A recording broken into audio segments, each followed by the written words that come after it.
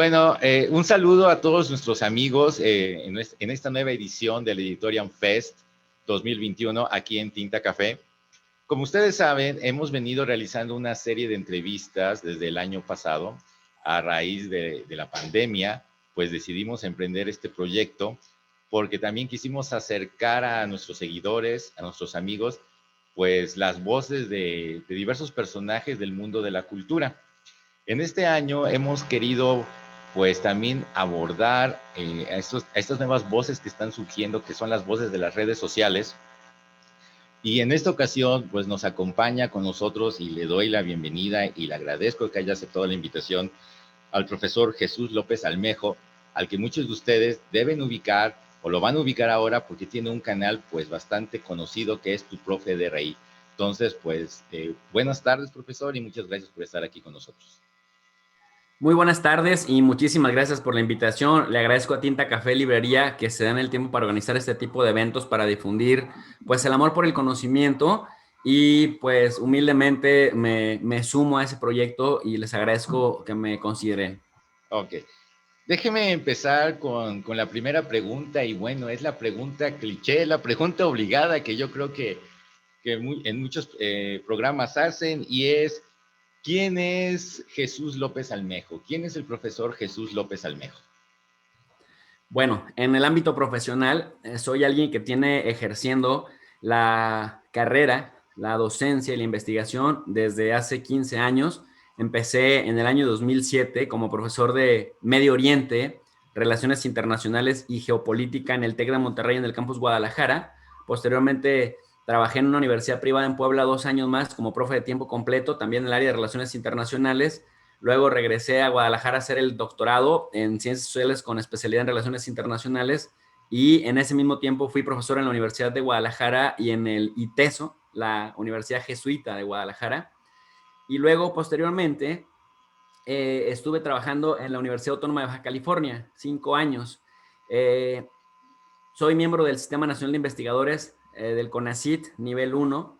Tengo un libro ya publicado sobre el conflicto palestino-israelí, que es un tema en el que combino el abordaje de una teoría de relaciones internacionales con un escenario geopolítico, con un escenario regional, que es el tema palestino-israelí.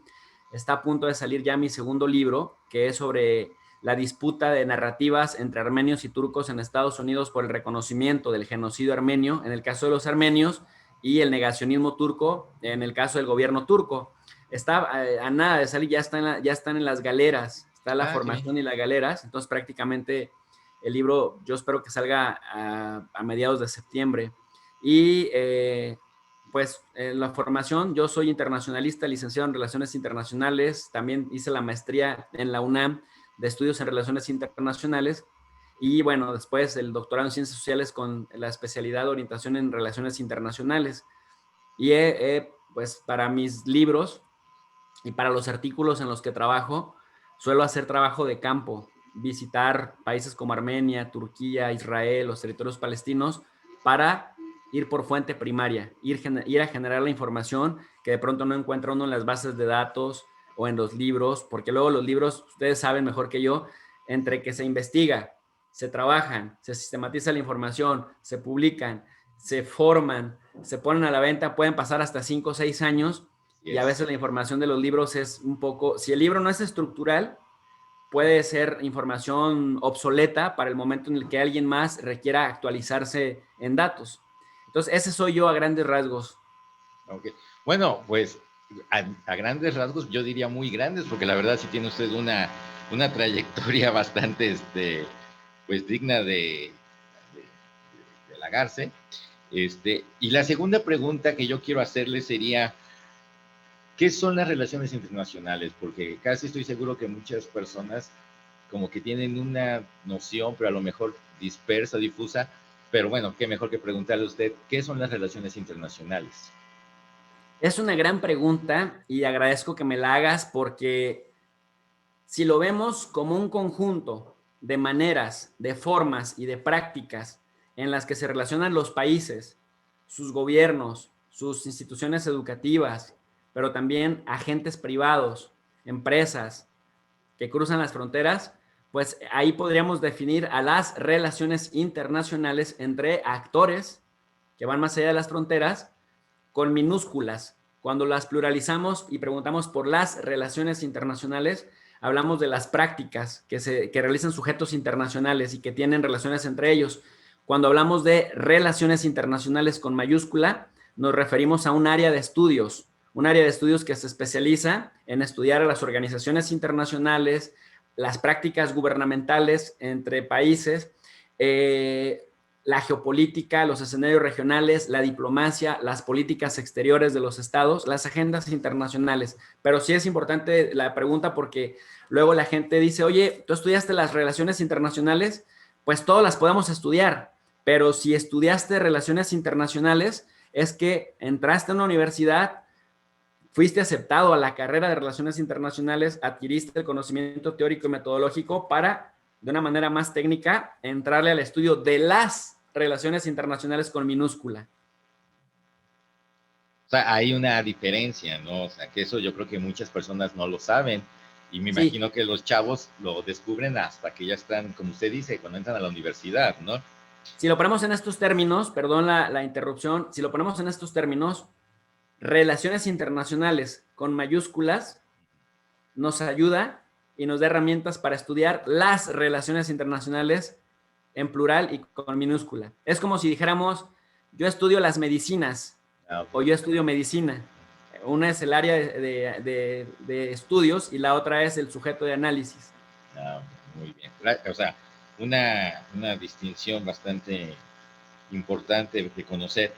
Una de las cosas que nos llamó la atención cuando estábamos en las pláticas preparando y viendo a quién íbamos a entrevistar y bueno, surgió la propuesta de conocerlo usted, era algo que aquí en la reunión en Tinta Café llamó la atención, es que yo les decía, es que él tiene un canal donde da clases de relaciones internacionales y a sus estudiantes digitales, como les llama usted, alumnos digitales, aparte les proporciona el material, o sea, les proporciona usted textos.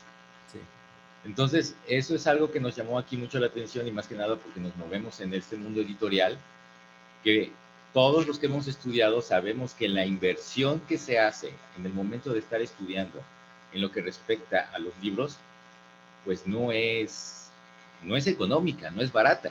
O sea, gran parte de nuestro presupuesto como estudiantes se va en el material impreso. Y de repente ver que alguien está dando una clase sobre su profesión, sobre lo que estudió y que aparte proporciona el material, pues sí es algo que nosotros suponemos no se ve muy seguido.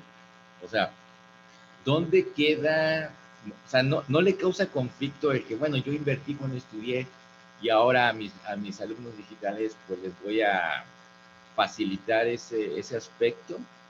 O sea, no hay una especie de conflicto en el profesor López Almejo en este tema, por así decirlo. Fíjate que no, para nada. Al contrario, yo tengo una madre que siempre me enseñó a hacer el bien sin ver a quién y siempre ha sido como muy reiterativa en esto, desde chiquito, desde que era niño, desde que tenía mis primeras nociones de vida, que luego iban y me pegaban los más grandes y luego como mi mamá era la que inyectaba en el pueblo donde crecí, cuando iban a que los inyectara porque estaban enfermos de gripe o de otra cosa, yo le decía, mamá, este es el que nos está pegando en la escuela. Decía, hace el bien sin ver a quién, ¿no? Y entonces era muy impactante esto. ¿Cómo lo relaciono con esta pregunta que tú me haces? Muy sencillo. Yo tengo un profundo amor por México, tengo un profundo amor por la humanidad, por la gente de América Latina y confío y creo fervientemente que en la educación tenemos una verdadera oportunidad para cambiar los dogmas, las ideologías, los fanatismos, la manera de mejorar nuestra calidad de vida. Y no quiero decir que de mejorar nuestro ingreso, porque está demostrado que a más títulos universitarios no significa más ingresos económicos. Sabemos que un taquero gana mucho más que un maestro o que un licenciado en algo. Eso me queda claro. Pero también es cierto que entre más estudio, y eso sí está comprobado también por estudios científicos, que entre más estudio tengas, más conocimiento de ti mismo y del entorno que te rodea, puedes ser más longevo, puedes vivir más con mejor calidad de vida. Entonces, puedo tomar decisiones más racionales. Entonces, ¿qué es lo que yo sé hacer? Yo no soy político, yo no soy cirquero, no soy abogado, ni soy economista, ni soy médico. ¿Cómo puedo poner mi granito de arena para materializar ese amor que siento por la gente en México o por la gente de habla hispana? Pues dando un poco de lo mucho que sé, que es el tema de las relaciones internacionales. Y aquí también otro punto importante. Yo soy hijo de la educación pública en México. Es decir, yo hice mi primaria en una primaria pública en un pueblito, hice mi secundaria en otro pueblito en el sur de Jalisco, hice mi preparatoria en otro pueblo más grande, también en el sur de Jalisco, y luego después soy egresado de la Universidad de Guadalajara y de la UNAM. Siempre recibí, por tener un buen promedio y por ser aceptado en un posgrado de excelencia académica, tuve una beca del CONACYT. Entonces prácticamente he sido hijo de la educación pública. La gente directa o indirectamente me ha pagado mis estudios a través de sus impuestos. No sé si la gente lo sepa, pero el CONACYT es el Consejo Nacional de Ciencia y Tecnología, aunque es un ente desconcentrado, depende de sus recursos del gobierno federal. Y entonces los recursos vienen del impuesto de la gente. Por ende, parte de mi manera de agradecerle a la gente es poniendo el conocimiento y también poniendo el material que complemente lo que platicamos en las clases al servicio de la gente y borrar un poco la idea de que el conocimiento solo es para una cierta élite o que el conocimiento solo debe ser para un sector de la población de cierta edad o para quien haya obtenido un grado académico de tal o cual nivel. Es decir, el lema de hecho del canal es socializar la educación universitaria para el despertar de las conciencias y para que de verdad logre acercarme a ese objetivo, pues hay que ir diciendo y haciendo, ¿no? Das la clase y pones material gratis, completamente gratis, no lucro con eso, para que la gente que pueda y quiera, sin pagar un solo peso, lo pueda accesar. O sea, es una cuestión de amor, como usted dice, ¿no? O sea, porque podrían decir, es que ahora a lo mejor es usted populista, ¿no? Ahora con eso de que está tan de moda el término, pero bueno, no, ya nos queda claro que es una cuestión de compartir, de poner su granito de arena. En los últimos tiempos hemos visto que en redes sociales, principalmente en YouTube, pues han surgido personas que dan clases de diversas cosas, ¿no? Encontramos clases de cocina, clases incluso de electrónica, pero nosotros preguntamos, ¿por qué relaciones internacionales? ¿Cómo surge esta idea de abrir un canal? Porque usted pudo haber dado las clases, pues no sé, de alguna manera presencial, no sé, a lo mejor quizá rentando un local o desde su casa, las personas que quisieran, pero optó por hacerlo a través de esta plataforma y bueno, pues, o sea, ha funcionado. O sea, ¿cómo surgió esta idea? O sea, se levantó una mañana López Almejo y dijo, voy a abrir un canal de YouTube y voy a dar relaciones internacionales. O sea, ¿cómo pasó? Mira, tiene dos razones de ser. La primera, la primera es que en la universidad tradicional, en la universidad pública y privada, pero el esquema tradicional educativo, tienes muy poco alcance. Tú trabajas mucho, mira, por ejemplo, yo en mis investigaciones me he tenido que ir a la India, me he tenido que ir a Corea del Sur, a Estados Unidos, viajar también por Perú, por Ecuador, en Centroamérica, pues prácticamente por todos los países de Centroamérica, en Palestina, en Jordania, y vas, te desgastas, te da diarrea porque hay lugares como la India en donde la comida es agresiva para el cuerpo de alguien que no está acostumbrado a los condimentos de la India. Y haces mucho trabajo en el anonimato. Y entonces te vuelves una especie como de erudito o te especializas mucho en un solo campo. Y cuando vienes a dar las clases, nada más tienes grupos de 40 o 50 estudiantes. Cuando organizas conferencias tradicionales, el clásico auditorio, a donde vas, donde te tardas 10 minutos en perder el cañón, donde luego no sirve el micrófono, en donde luego te dicen nada más 15 minutos porque no hay tiempo y nada más hay espacio para dos preguntas de la audiencia, a donde además los estudiantes van obligados, te das cuenta que tu alcance es nulo, porque de esos 150 estudiantes que te fueron a escuchar una conferencia tradicional o de esos 50 que te escuchan en el aula obligados porque van por el título, es decir, la forma le está ganando al fondo, porque el fondo es que te prepares, que adquieras herramientas para mejorar tu vida, tu calidad de vida. Pero la forma se impone al fondo, en donde ya es más importante la constancia, el diploma, la calificación, el titulito que luego no te sirve para nada. Y te das cuenta que el alcance, que es el conocimiento en sí, pues está perdiendo el amor por el conocimiento como tal. Cuando revisas lo que pasa en YouTube, que YouTube se convirtió de pronto en una plataforma monstruosa, porque desde cualquier parte del planeta que haya conexión a internet puedes acceder al contenido que se genera ahí. Yo dije, bueno, yo he escrito libros, he escrito artículos científicos en revistas indexadas en el JCR, en el Scopus, en el Simagu, que son, digamos, las que ahorita te pone el CONACYT como referencia, para que si quieres seguir siendo parte de, tienes que publicar en las revistas que están en esos índices, porque se supone que sí, ahí auguran la calidad, ¿no? De eso habrá que luego refutarlo en su momento, pero esas son las reglas con las que uno pues como subordinado, uno se atiene a esas reglas.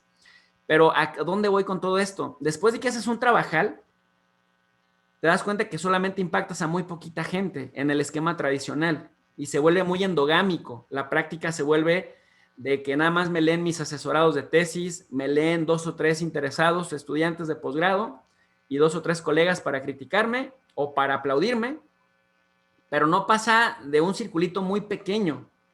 Y luego te das cuenta que hay mucha carencia en este país de educación, de formación, de alfabetización.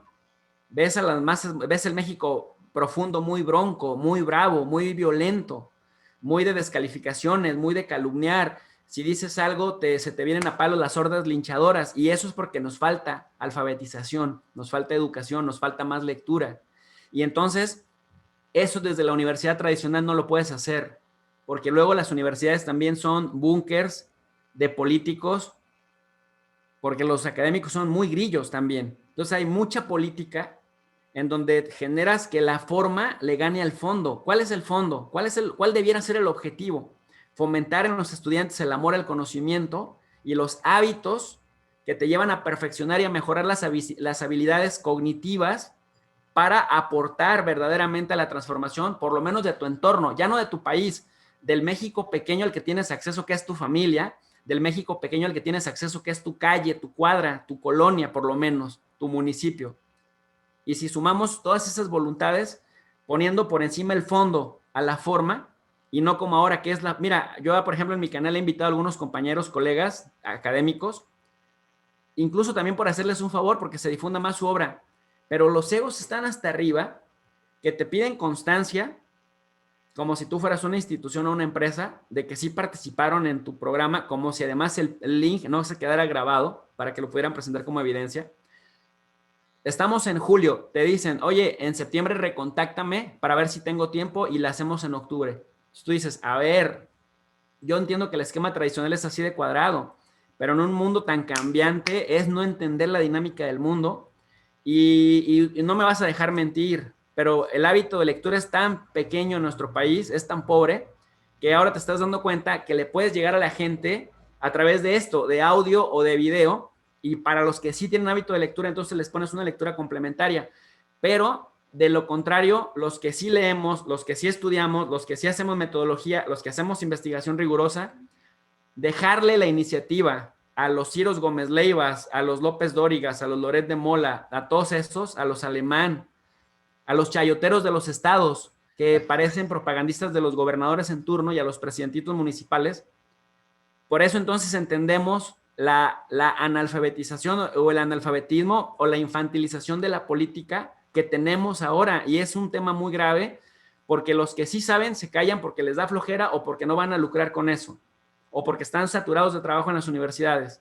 Y tienes a opinólogos que parece que son expertos en todo, pero nunca presentan evidencia probatoria de nada. Y eso es infantilización de la política. Por eso me parece, y de los análisis, por eso me parece que hacen mucha falta otras voces que también vengan y pongan cursos en el YouTube. Por eso dije, bueno, voy a empezar a migrar mis cursos, porque los doy una y otra vez en mis clases, una y otra vez, cada semestre es otra vez iniciar, tal. Dije, bueno, ¿Por qué no voy colgando los cursos de organismos internacionales, de política exterior, de geopolítica? Los voy colgando en la red y en algún momento me voy auxiliando de los materiales o de la motivación que tenía en ese momento y lo abro para toda la gente, para el que tenga ganas, que diga, aquí hay una plataforma gratuita que puede ser muy criticable, a la que le pueden faltar muchas cosas, pero que ahí está hecha con mucho cariño para la gente que quiera y que pueda profundizar hasta donde le dé el entendimiento y la motivación. Es Así una salió gran la idea. oportunidad, ¿eh? Es una gran oportunidad porque mucha gente quizá en su momento nunca le pasó por la cabeza estudiar esto o saber de esto y de repente lo encuentran ahí y como usted dice, se vuelven asiduos, ¿no? O sea, se comienzan a... Porque luego he tenido oportunidad de ver comentarios en el Twitter que ya ponen así como una cita religiosa que tal día, a tal hora se van a conectar para ver su clase. Y luego me ha tocado ver entre comentarios de ellos que practican de lo que se practicó en la clase anterior. Entonces, sí se recrea ese ambiente de universidad, como usted dice, ¿no? Bueno, ahora sí vamos a ponernos un poquito serios, aprovechando que tenemos aquí a este invitado. Pues las relaciones internacionales es como un tablero de ajedrez, ¿no? Eh, ¿Cómo ve usted, cómo se ve la ubicación de México en este tablero de ajedrez que son las relaciones internacionales? ¿Estamos bien? ¿Hemos retrocedido? ¿Nos hemos estancado? ¿Hemos avanzado? ¿Cómo está México? Sí, no, mira, México creo que con el presidente López Obrador ha retomado prestigio que se había estado perdiendo en los últimos 20 años en este país, en los últimos 18 años.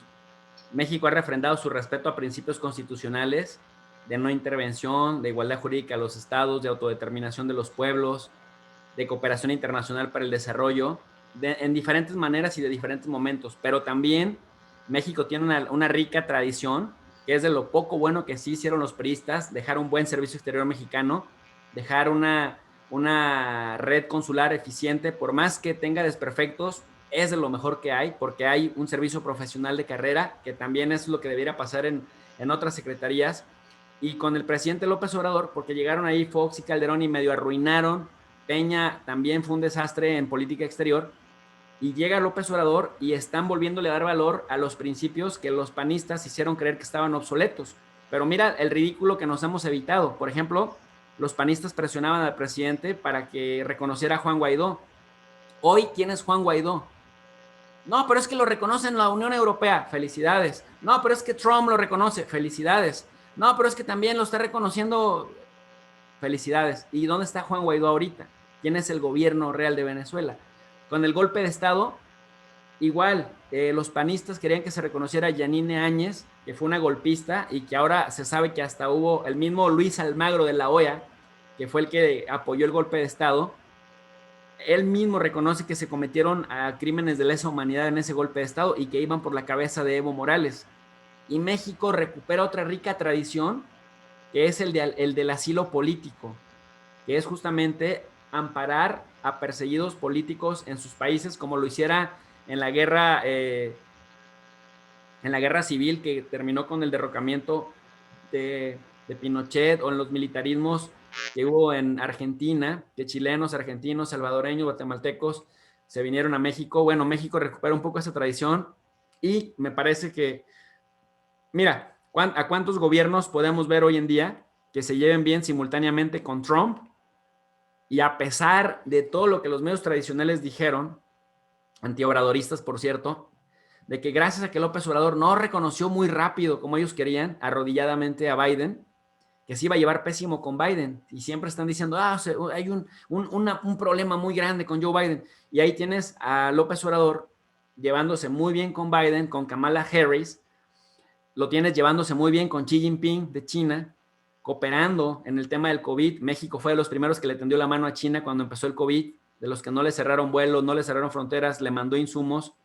Y después viste a China haciendo lo mismo, correspondiéndole a México, con mascarillas, con equipo, con ventiladores, con cooperación internacional.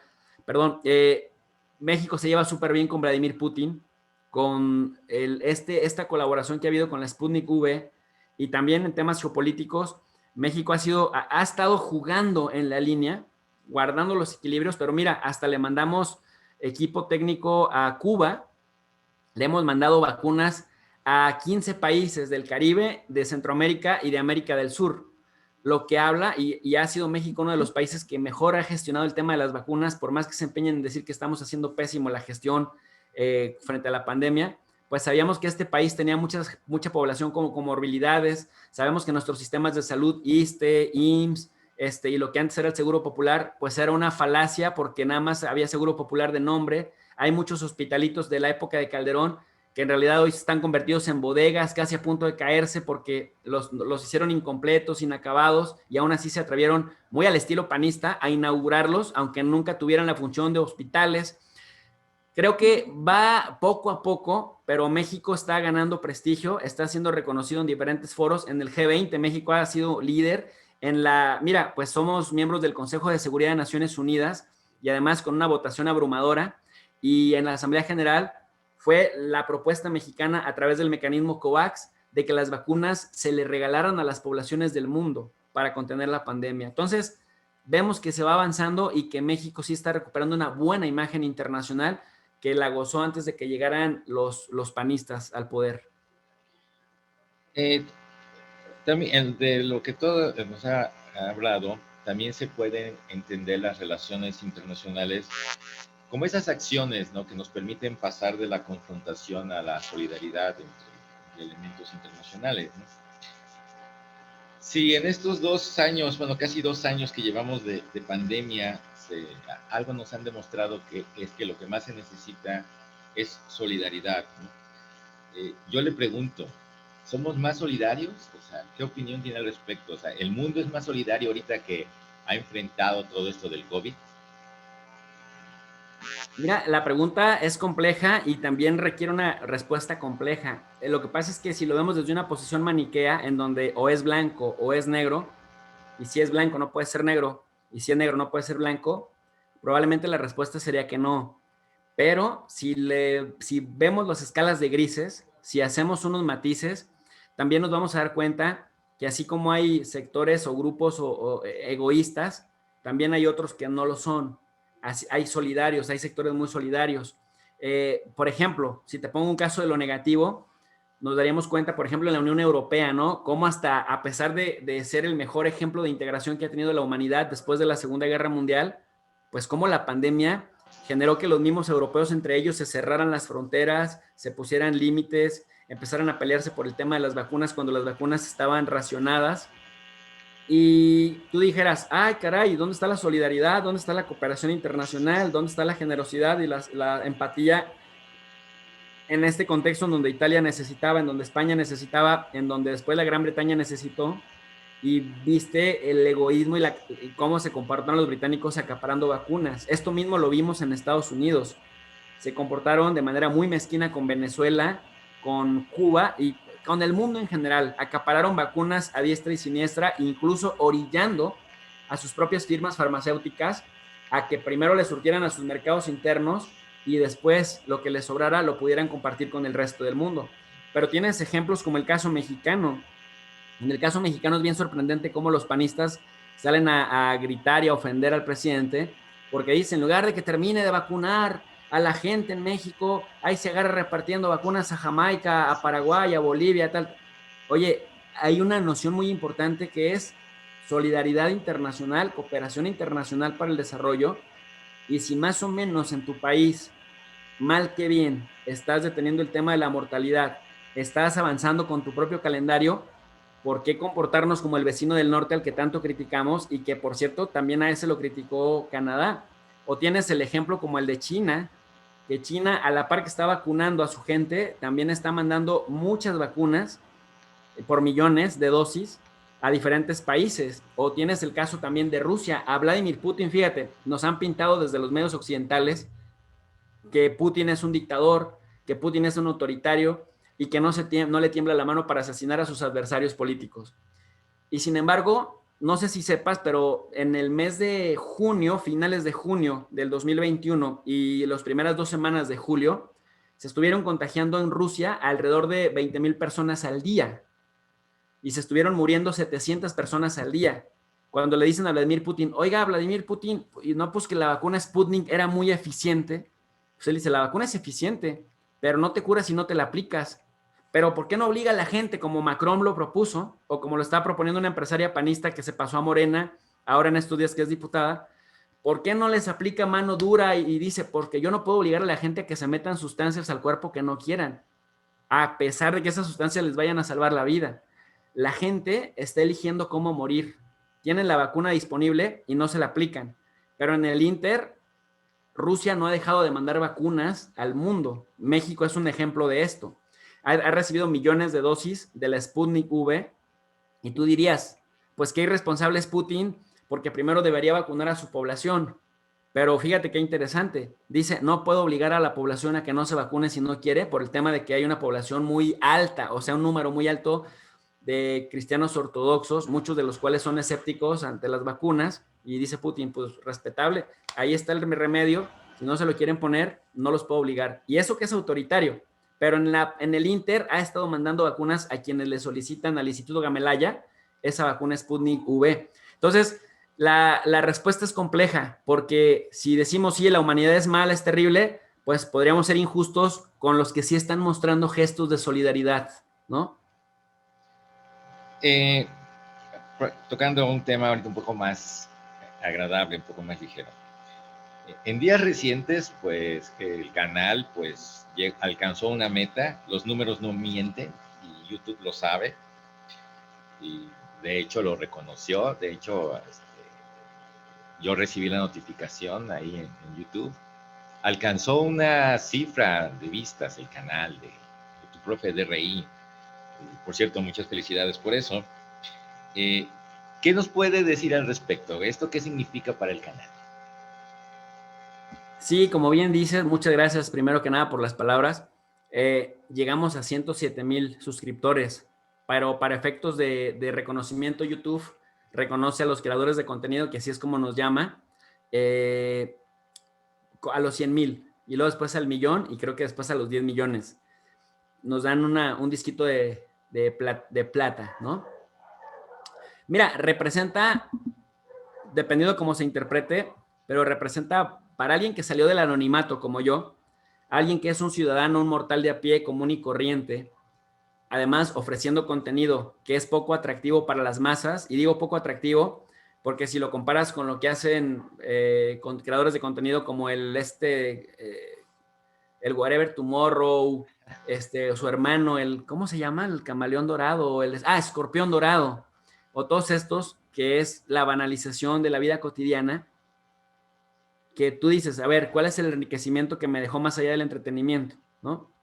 A partir de vulgaridades o de cosas de este estilo, pues mi canal no es atractivo, es cero atractivo para las masas, pero encontré un nicho de personas que sí quieren seguirse preparando, gente que incluso nomás tiene la pura secundaria, gente que tiene más de 70 años de edad, gente que tiene 65, 80 años que me escriben, seguramente soy tu seguidor más anciano, tengo 80 y tantos años.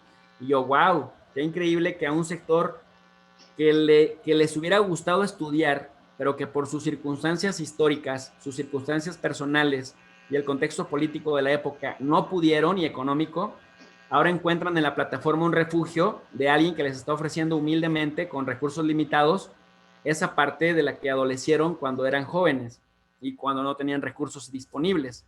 Entonces, la frase parece un verdadero cliché, se dice fácil, pero se requiere de un gran esfuerzo, porque hemos estado ahí al pie del cañón con este contenido, sin títulos sensacionalistas. Mira, a veces hay temas que te pudieran estar dando 4 o 5 mil espectadores por transmisión, y que eso ya más o menos te pone a competir con gente de las grandes ligas, de los que tienen hasta 1 millón de suscriptores, a veces en esas andan. Yo ya he tenido varias veces sesiones en donde tengo 5 o 6 mil personas, pero los temas de pronto sí son más del trending topic, ¿no? De las tendencias. Cuando, por ejemplo, ayer expliqué con una historiadora, una doctora también, el tema de la independencia de Colombia, pues nada más tenía como 500 espectadores, 600 espectadores. Cuando trato temas más serios, geopolítica en Rusia, los viernes tengo una sección, un doctor especialista en China que también habla chino, el doctor Germán Patiño, me ayuda los viernes a explicarnos más sobre la vida cotidiana en China. Él ha estado 3 veces en China, habla perfectamente chino, se especializó en Asia, Pacífico, principalmente en China, es profesor de posgrado sobre China y a nosotros viene y nos da la clase gratis por la camaradería y también por las ganas de poner un granito de arena. Pues nada más llegamos a tener 600 o 700 personas viendo. Entonces estamos luchando todavía contra eso, contra cómo combatir el morbo y el sensacionalismo para que la gente se interese por temas que realmente nos impactan en la vida cotidiana y nos dejan algo. Pero sí, o sea, ahí el canal vamos experimentando diferentes estrategias para llegarle a la gente, pero mira, también es cierto que la audiencia que se interesa en temas meramente académicos, poco a poco va creciendo, pero hay que estar ahí constantes, siempre. Este logro, que es muy bueno, también viene con un lado negativo, ¿no? Que es el lado de los famosos trolls, ¿no? La gente que ante las opiniones pues comienza a tirar mala leche, por decirlo de una manera elegante. ¿Cómo lidia con eso? Porque en los últimos meses se ha visto un incremento, yo creo que en diversos canales, de que surge esta gente que ni siquiera tiene un argumento, nada más son contras por el simple hecho de ser contreras, ¿no? Como decimos de manera popular. ¿Cómo lidia con eso? O sea, porque me imagino que también ha de recibir en sus transmisiones en vivo pues, malos comentarios o gente que nada más está ahí tirando mala leche, ¿no? Sí. Sí, no, no, sí, terrible. Pues mira, al principio sí se queda uno en shock, porque sí dices, híjole, pues si yo lo único que quiero es hacer el bien, ¿por qué vienen y me atacan? O que te hacen memes y te ponen ahí comentarios negativos, súper destructivos.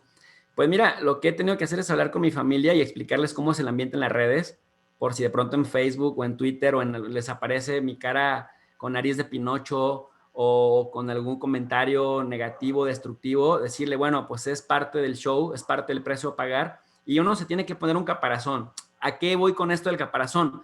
No significa que seamos indiferentes a todos los insultos que nos llegan, pero significa que tienes muy claro cuál es tu objetivo, significa que sabes para qué fundaste el canal y sabes cuál es el propósito de medio y largo plazo y también contemplas que hay adversidades y dentro de las adversidades está el que te puedan cerrar algún día, que te lleguen bots y que masivamente denuncien el canal, que YouTube un día te censure porque las reglas cambiaron arbitrariamente, también a eso estás expuesto, pero lo más importante es que la evidencia que queda grabada es de que estás haciendo aportaciones que ayudan más de lo que perjudican a despertar conciencias.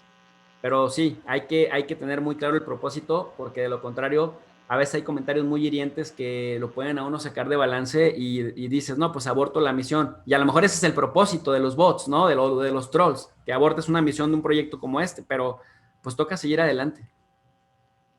Eh, Algo que yo creo que es muy común escuchar, la gente diría, bueno, ¿y para qué me sirven las relaciones internacionales? Yo no voy a viajar porque luego mucha gente lo asocia con eso, o yo vivo en una localidad y mi mundo es pequeño.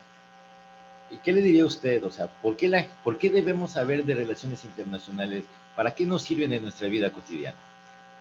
Mira, considerando que en México casi todos tenemos un pariente en Estados Unidos, por lo menos, no conozco o conocemos a alguien que tenga algún pariente, eso sí es todos, casi por regla general. Considerando que hasta el 38 o 40 millones de personas en Estados Unidos son de origen mexicano, de los 55 millones que hay allá hispanos, somos el 62% de origen mexicano. Desde que realmente las redes sociales globalizaron las comunicaciones, porque prácticamente esta charla va a estar viendo gente de Malasia. Bueno, mira, en el canal siento súper bonito que de pronto tengo el 50% son personas de mexicanos en Estados Unidos que dicen, profe, gracias por este espacio porque si no estaría viendo Telemundo, estaría viendo Univisión, o estaría viendo Estrella TV con contenidos extremadamente pobres, extremadamente analfabetizantes y banales. Y bueno, pues estamos aquí. Entonces mandan saludos de Seattle, de Oregon, de Washington, de Nueva York. Y cuando ya tú dimensionas las distancias geográficas, dices, wow.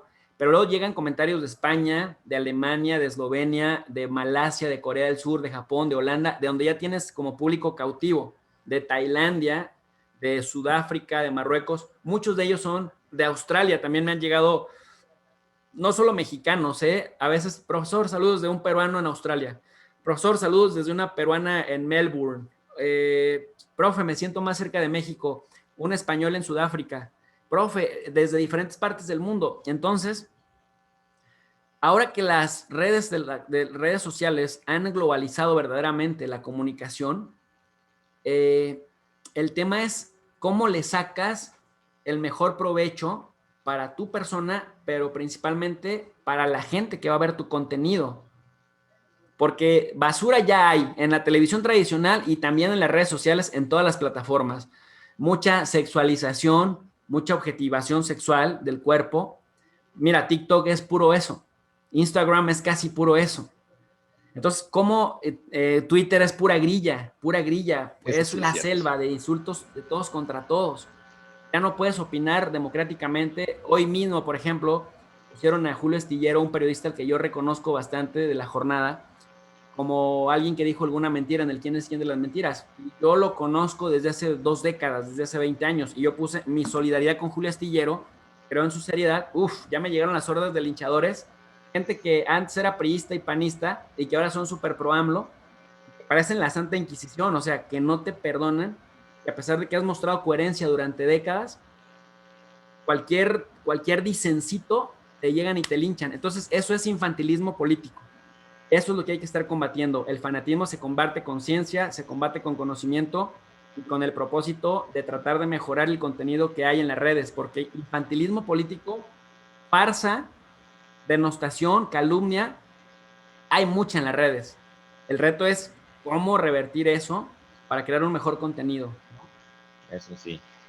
Bueno, ya para ir cerrando un poco esta conversación, si dejaran a Jesús López Almejo encerrado en una librería y le dijeran que puede elegir 3 títulos o 3 autores, ¿cuáles serían?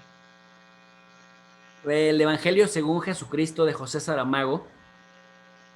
Elegiría también este otro libro que me parece pues fundamental, que habla del México profundo, del que se habla poco por la centralización de los medios de comunicación en la Ciudad de México y en la vida, o sea, pareciera que de pronto la vida urbana vale o importa más que la vida del México profundo. Yo definitivamente me iba con Pueblo en Vilo, de Luis González y González, tal vez porque yo crecí en un pueblito chiquito en el sur de Jalisco, cerca de San José de Gracia, pero me parece que ese libro explica más lo que es el México profundo en términos cotidianos que lo que todos los días nos dice la televisión, que es la vida citadina de la Ciudad de México y que parece que eso pasa en todo México, cuando en realidad, pues por muy grande que sea la Ciudad de México, lo que pasa ahí a veces solo es representativo de ese lugar. Pero Pueblo en Vilo te habla de la vida cotidiana de un pueblo singular, ¿no? Que te explica muchas de las cosas que pasan en un montón de pueblos alrededor de todo México. Entonces, el Evangelio según Jesucristo de José Saramago, Pueblo en Vilo de Luis González y González, historiador del Colegio de México, que además le da otro enfoque a la manera de hacer historia, porque se enfoca en la microhistoria, contraria a la historia hegemónica. Y quizás otro libro que me encantaría beberme a fondo es el de La Feria, de Juan José Arriola, que también te habla cómo estas prácticas culturales han caracterizado a nuestros pueblos en el siglo XX. ¿Qué prefieres? ¿Papel o digital? ¿Libro Digital, impreso o libro digital? libro impreso. Definitivamente. ¿Motivo, Sí. razón? Lo que pasa es que el libro impreso no es como leerlo, no hay como leerlo, como abrirlo, como rayarlo, como yo soy de los que subrayan. Me dicen, no, no eches a perder los libros. Oye, que me digan que no puedo poner mis notas en un libro, subrayar un libro. Ah, es que es faltarle el respeto al libro. Pues no. Es como si regalan un carro y me dicen, toma las llaves, pero no lo uses. Entonces, yo me bebo los libros, los absorbo y yo sí necesito el libro impreso para rayarlo. ¿Cómo, ¿Cómo ve el panorama de la lectura en México? Bueno, nosotros aquí en la librería pues vemos que es así de claroscuros, pero usted en su preparación, la experiencia, ¿cómo ve el panorama de la lectura aquí en México? ¿Vamos bien? ¿Nos hemos mantenido? ¿O de plano estamos por la calle de la amargura? Mira, veo un panorama triste, porque ciertamente las plataformas digitales nos están robando nuestra capacidad de abstraernos con los libros. Y a veces siento bueno, es que no es que lo sienta, los números también así lo dicen, ¿no? Se está perdiendo año con año un porcentaje importante de público que era asiduo a ir a las librerías y a comprar el ejemplar impreso y a ponerse a leerlo. Sin embargo, déjame decirte que como tapatío, también me genera mucha esperanza saber que en México tenemos la Feria Internacional del Libro, que es, me parece, el mayor festín que hay en el mundo, solo después de la de Frankfurt, en Alemania. Y me siento extasiado cuando veo ese lugar llenísimo de gente que va y está comprando libros de todas las editoriales y que no se puede ni siquiera caminar, ¿no? Bueno, estoy hablando hasta 2019, 2018, porque luego ya después en 2020 y 2021 me parece que va a ser la dinámica diferente por el COVID. Pero ahí es donde de pronto digo, ay, pues qué bueno que a pesar de que está perdiendo el hábito de la lectura, todavía en este tipo de eventos de promoción de la lectura siguen siendo muy concurridos los lugares. Bueno, llegamos al final de nuestra plática con, a ver, ¿cuál es la importancia de los libros para profesionalizarse? Por ejemplo, en el ámbito en el que usted se maneja, ¿cuál es la importancia de los libros? Mira, te podría decir así genéricamente, es mucha o es mucho, muy importante, porque el libro, sobre todo la obra clásica tiene la capacidad de seguirte explicando correlaciones, causalidades, fenomenología y ciclos de repetición, frecuencia. Entonces, a pesar de que haya habido un libro que se escribió en 1940 o en 1970 o en 1920 y que se sigue imprimiendo, se sigue reeditando o reimprimiendo por lo menos, me parece que uno tiene la posibilidad de hablar, de dialogar con el autor y en la medida que tú como ser humano, como individuo, vas madurando, vas ampliando tus horizontes, cuando regresas a la obra clásica, le vuelves a aprender, le vuelves a sacar contenido rico, o sea, la exprimes y le sacas un contenido que cuando lo abordaste la primera o la segunda vez no te habías percatado de él. Entonces, me parece que independientemente de cómo se entiende el concepto actualización, es una manera de estarte actualizando de manera permanente, porque vas a la obra y dices, a ver, esto lo había entendido de esta manera, la vuelvo a leer y al releerlo me doy cuenta que me había dicho también esto otro el autor. Entonces, yo lo definiría como es tan importante porque te estás actualizando de manera permanente, sobre todo en el pensamiento estructural, que es de lo que más carecemos ahora. Bueno, pues llegamos al final de esta plática, que la verdad estuvo pues, bastante interesante. ¿Algo con lo que quiera usted despedirse? ¿Un comentario final? ¿Algo? Pues primero que nada, felicitar a Tinta Café Librería, mandarle un saludo muy, muy grande a todos los que parten de los que hacen parte de este proyecto. Ándalo aquí. Saludos hasta Jalapa, Veracruz. Espero que sigan teniendo éxito y que la gente vaya ahí a su lugar físico, a comprar libros, porque me parece que si tú compras un libro, inviertes en conocimiento, inviertes en un activo, no gastas, porque gastar es que ya no haya retorno de ese dinero. En cambio, invertir en un libro es algo que vas a tener ahí de manera permanente, que te va a permitir actualizarte y mejorar tu comprensión del mundo en el área que el libro te está proponiendo. Incluso hasta los de entretenimiento te enseñan a cómo escribir, cómo poner signos de interrogación, de admiración, de exclamación, una coma en dónde va, un punto y aparte, etcétera, etcétera. Entonces, les felicito mucho y qué bueno, me da mucho gusto que también están siendo parte de este proceso de adaptación de las nuevas dinámicas sociales a través de las plataformas digitales. Felicidades. Pues muchas gracias al profesor Jesús López Almejo. Y bueno, pues invitamos a todos que nos sigan sintonizando en este Editorial Fest 2021. Y pues nos vemos. Sus redes sociales, profesor, para que también aquí la gente que nos vea lo siga. Sí, bueno, pues en YouTube estoy como tu profe de RI. RI significa Relaciones Internacionales. Y en tu profe de RI partimos clases gratuitas de geopolítica, de relaciones internacionales, el escenario regional de Medio Oriente, de América Latina, de América del Norte, de Europa, de África. Y bueno, lo hacemos con mucho cariño, con el gusto de que la gente le tome saborcito al proceso de conocer qué hay más allá de nuestras fronteras. Les regalamos el material en formato PDF en la descripción de cada video. Así que de alguna manera queremos poner nuestro granito de arena para el despertar de las conciencias poco a poco y paso a paso sin desesperarnos. Ok, pues bueno, y pues los invitamos a que sigan pendientes de este Editorial Fest y pues nos estamos viendo hasta la próxima. Gracias.